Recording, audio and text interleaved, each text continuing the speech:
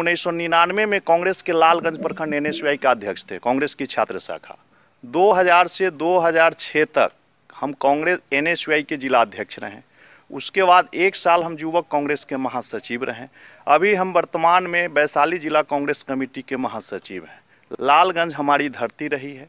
हम लालगंज के कण-कण में, लालगंज के रग-रग में वास करते हैं। लालगंज की माताओं की, लालगंज की बहनों की, लालगंज की युवाओं की, लालगंज के बुजुर्गों की हम प्यारे हैं। उनके साथ रहे हैं, उनके आंगन में खेले हैं, उनके गोद में खेले हैं। इसलिए सबसे पहले मौलिक अधिकार, अगर कांग्रेस पार्टी का कोई भी दावेदार है टिकट का, तो उसमें मेरा प्रबल दावेदारी बनता है। ना हम किसी को बाहुबली मानते हैं, ना किसी को हम दबंग मानते हैं, ना किसी को बहुत बड़े पैरविकार मानते हैं। मेरा सिर्फ लक्ष्य रहता है, व्यक्तित्व अपना अच्छा होना चाहिए और अपने कार्यों की बदौलत हमारे पूर्वजों द्वारा जो इस लालगंज को दिया गया है, शायद बिहार में 1985 से 1990 के बीच एक साधारण विधायक उतना नहीं दिया होगा जितना हमारे लालगंज में किया हुआ। गांव तक बिहार देख रहे हैं आप और मैं हूं सुबोध सिंह। बिहार में सियासी रणभेड़िया बजने ही वाली है, वहीं टिकटों की रेस भी तेज हो गई है। सभी दावेदार प्रत्याशी अपनी टिकटों की सेटिंग करने में लग गए हैं। हमारे साथ अभी राकेश चौहान मौजूद है, कांग्रेस के वरिष्ठ नेता है, साथ ही एनएसयूआई में भी सक्रिय रहे हैं। प्रखंड अध्यक्ष से लेकर जिलाध्यक्ष की भूमिका को भी का निर्वहन करते रहे हैं। साथ ही वर्तमान में एक स्कूल का, ज्ञान सरोवर नाम का स्कूल का संचालन करते हैं। ये भी कांग्रेस पार्टी के टिकट के प्रबल दावेदार माने जाते हैं। इससे पहले भी जो लालगंज में कई विधायक जो चुने गए हैं, उनकी सारथी की भूमिका राकेश चौहान निभाते रहे हैं। हम राकेश चौहान से ही जानेंगे कि उनकी टिकट की दावेदारी कितनी मजबूत है। राकेश जी, पहले तो स्वागत है आपका गांव तक बिहार में। नमस्कार। और आपकी टिकट की जो दावेदारी है, ऐसे दावेदार तो बहुत हैं, आपकी दावेदारी कितनी मजबूत है? देखिए, दावेदारी तो चूँकि राजनीति जो अभी देश की स्थिति है और जो वर्तमान राजनीति की स्थिति और परिस्थिति है, लोगों में जब चुनाव आता है तो खासकर हमारे बिहार में, चूँकि बिहार हमारा बहुत ही पुरानी राजनीतिक पृष्ठभूमि की धरती रही है, तो उस समय नए नए लोगों में जिनमें नेतृत्व क्षमता न भी होती है, जिनमें सामाजिक कार्य करने की जो पिछला रिकॉर्ड है, नगण्य है, वो लोग भी चुनाव लड़ने के लिए आ जाते हैं।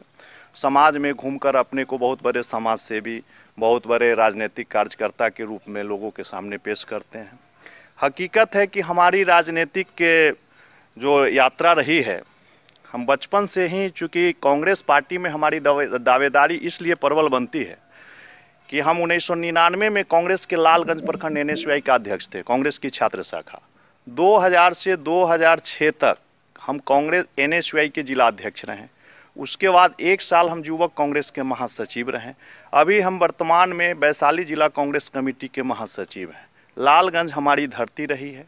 हम लालगंज के कण-कण में, लालगंज के रग-रग में वास करते हैं। लालगंज की माताओं की, लालगंज की बहनों की, लालगंज की युवाओं की, लालगंज के बुजुर्गों की हम प्यारे हैं। उनके साथ रहे हैं, उनके आंगन में खेले हैं, उनके गोद में खेले हैं। इसलिए सबसे पहले मौलिक अधिकार, अगर कांग्रेस पार्टी का कोई भी दावेदार है टिकट का, तो उसमें मेरा प्रबल दावेदारी बनता है और मेरा अधिकार बनता है। इससे पहले भी हमने बहुत सारे, जब से मैंने सुनने में आया कि आप सारथी की भूमिका भी, कई जो जीते हुए नेता हैं, उनके सारथी की भूमिका भी हम निभाते हैं। जी बिल्कुल। चूँकि हम सिद्धांत की राजनीति करते हैं, विचारधारा की राजनीति करते हैं। ये हमारा कभी सोच नहीं रहा कि हवा के साथ या हवा के विपरीत चलना। हमारी जो विचारधारा है, कांग्रेस पार्टी की विचारधारा है, तो हमारे कैंडिडेट रहें या हमारे गठबंधन में, कांग्रेस के साथ एक समय एलजेपी का गठबंधन हुआ तो माननीय मुन्ना शुक्ला जी थे, उनके साथ हम थे। उस समय वह चुनाव जीते थे।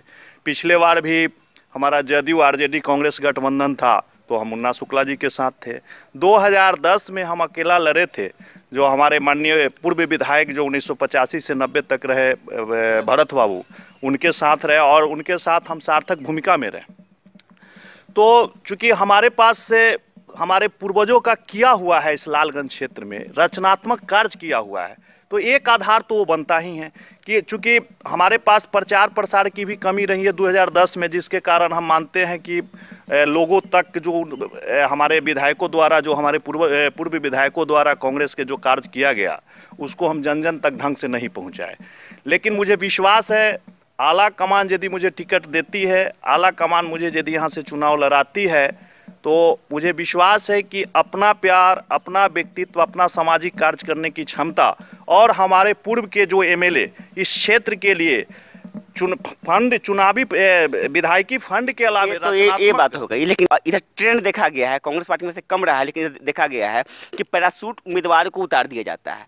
तो फिर आपकी दावेदारी जो है वो कितनी मजबूत मानते हैं? जो आला कमान है, आपकी बात जी देखिए, ऐसा है, होता है बराबर, ये हर पार्टियों में होता है, हर राजनीतिक दलों में होता है। चूंकि कार्यकर्ता शुरू से लेकर लोकसभा चुनाव में भी देखा गया था कि कई जो परंपरागत सीट को पार्टी ने छोड़ दिया। जी जी बिल्कुल। तो ये गठबंधन की भी मजबूरी है, उस पर हम उतना दूर नहीं जाना चाहते हैं, चूंकि ये हमारे ऊपर के लेवल का चीज़ है, हम उस लेवल में नहीं जाना चाहते हैं। लेकिन हमको पूर्ण विश्वास है कि पैरासूट की तरह जो उतारा जाता है, लेकिन कांग्रेस में एक खूबी भी देखा गया है कि बड़े बड़े दिग्गज, पिछले बार हम 2010 में भी देखे थे कि बिहार के बड़े बड़े दिग्गज बहुत सारे सीटों पर, चाहे कि हमारी उम्मीदवारी पेश हो, लेकिन कांग्रेस ने एक आम कार्यकर्ता को टिकट दिया। यानी आम कार्यकर्ता को दिया था, तो आपको भी उम्मीद वाजिब है कि होना ही चाहिए, और राजनीति में सबको उम्मीद होती है टिकट की। लेकिन सवाल ये है कि जब अगर मान लीजिए कोई टिकट मिल भी जाता है, तो है आपका जो मुकाबला है हॉट सीट माना जाता है, लालगंज है, क्योंकि यहाँ पे बहुत जो दिग्गज है उनसे आपका मुकाबला होगा। कितनी संभावना देखते हैं? देखिए, हम वो एस पार्टी के योद्धा हैं, जब युद्ध मैदान में चलते हैं तो हम दुश्मनों को नहीं देखते हैं, उनकी संख्या नहीं गिनते हैं, हम सिर्फ लड़ना जानते हैं। तो चाहे यह जितना हॉट सीट हो, कुछ भी हो, हमको उससे कुछ लेना देना नहीं है। हमारा सिर्फ लक्ष्य होता है लड़ाई लड़ना, और हम अपने लक्ष्य को साध कर लड़ते हैं। ना हम किसी को बाहुबली मानते हैं, न किसी को हम दबंग मानते हैं, न किसी को बहुत बड़े पैरविकार मानते हैं।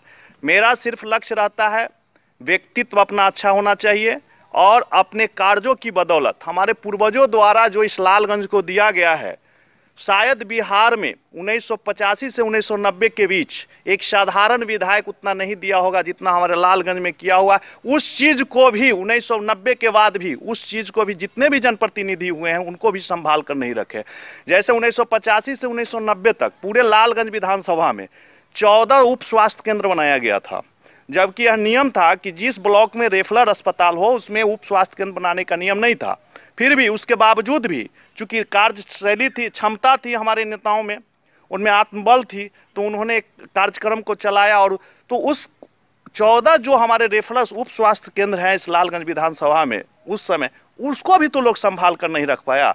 उस समय जब पूरा बिहार रोड की जो स्थिति थी, समझ सकते हैं कि 90 में क्या स्थिति रही होगी, 85 से 90 में। उस समय भी लालगंज विधानसभा के चप्पे चप्पे, उसके बाद उसके बाहर भी लोगों ने, यहाँ की जनता ने पिच देखा था। जो लोग सर पर टोकरी रखकर, बच्चों को गोद में रखकर पानी हेल कर निकलते थे लोग, उस समय भी उस रोड दिया गया था। तो अब तो साधारण सी बात है, किसी अंधे को भी, किसी कमज़ोर को भी, किसी अनपढ़ को भी यदि आप जनप्रतिनिधि बना देते हैं, तो ये हमारे संविधान के अनुसार, हमारी लोकतांत्रिक प्रक्रिया के अनुसार जो भी जनप्रतिनिधि के लिए दिया जाता है फंड, तो उससे तो कोई भी काम कर लेगा, फंड से तो कोई भी कार्य कर देगा, रोड बनवा देगा, नाला बनवा देगा। रचनात्मक भूमिका होनी चाहिए, रचनात्मक कार्य करने चाहिए, वो आत्मबल हम में है, चूंकि हम कांग्रेसी है, और यह संस्कार हम में ही हो सकता है, दूसरे किसी में नहीं। अच्छा, आपने विकास का मुद्दा उठाया, तो एक और सवाल आपसे है कि लालगंज पर नगर परिषद हुआ करता था,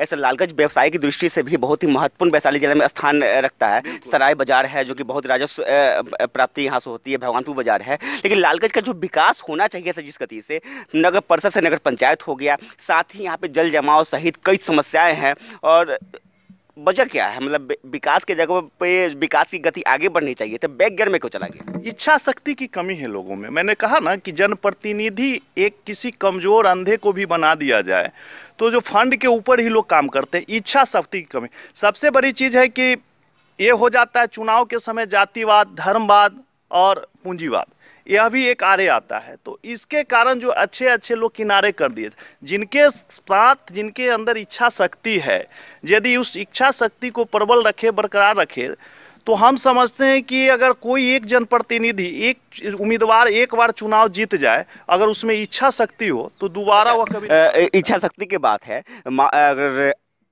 आप विधायक बन जाते हैं यहाँ का, तो 5 साल के बाद लालगंज की सूरत क्या होगी? देखिए, यह हमारा प्रयास रहेगा और मैं इस पे दावा भी नहीं करूंगा, लेकिन यह प्रयास रहेगा। जो मेरा सोच है, शिक्षा स्वास्थ्य के मामले में लालगंज पूरे बिहार में अव्वल रहेगा। ये हमारा सबसे बड़ी चीज़ कि हर पंचायत में मेरा ये सोच है कि प्रत्येक पंचायत में एक उप स्वास्थ्य केंद्र हो जहां नियमित डॉक्टर बैठे, शिक्षा का मॉडलिंग हो। जो सरकारी विद्यालय भी हैं तो उनमें भी शिक्षा सही ढंग से संचालित हो कि गरीब गुरबों के बच्चे जिन्हें पैसा देने, प्राइवेट स्कूल में पढ़ाने की शक्ति नहीं है, वो कॉन्वेंट में भी जाए तो उनको लगे कि, सरकारी विद्यालयों में भी जाए तो उनको लगे कि नहीं हम किसी प्राइवेट विद्यालय में पढ़ रहे हैं।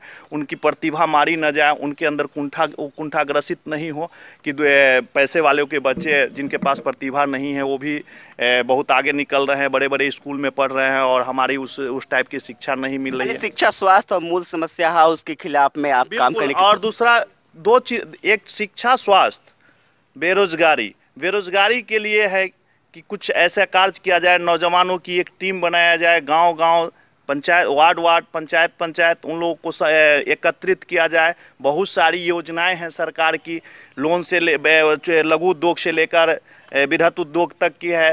यानी आपके नजर में अगर आप विधायक बनते हैं तो बदलाव निश्चित जी। और सबसे पहली प्राथमिकता, ये 3 प्राथमिकता के बाद चौथी प्राथमिकता हमारी रहेगी, चूंकि लालगंज बहुत पुराना नगर पंचायत है, उसे अनुमंडल की दर्जा दिलवाना। इसके लिए चाहे हमारे विधायकी काल में, पूरे विधायकी काल हमें जेल में ही न रहना पड़े, आंदोलन ही न करना पड़े, सड़कों पर लाठियां न खाना पड़े, यह सब मंजूर होगी, लेकिन लालगंज को हम अनुमंडल बनाकर ही रहेंगे। यानी लालगंज को अनुमंडल बनाना, साथ ही शिक्षा स्वास्थ्य का जो है राकेश चौहान की अहम मुद्दा होगा। साथ ही इनका कहना है कि रचनात्मकता की कहीं न कहीं कमी रही, सोच की कमी रही, इसलिए लालगंज का विकास नहीं हो पाया। इनका कहना है कि इनके संस्कार में है कि लोगों की सेवा करना, और इन्हें मौका मिला तो सेवा करके दिखाएंगे। और इसी तरीके से हमारे चैनल को देखते रहे, और हमारे चैनल को सब्सक्राइब नहीं किया है तो सब्सक्राइब कीजिए, साथ ही लाइक शेयर और कमेंट भी कीजिए।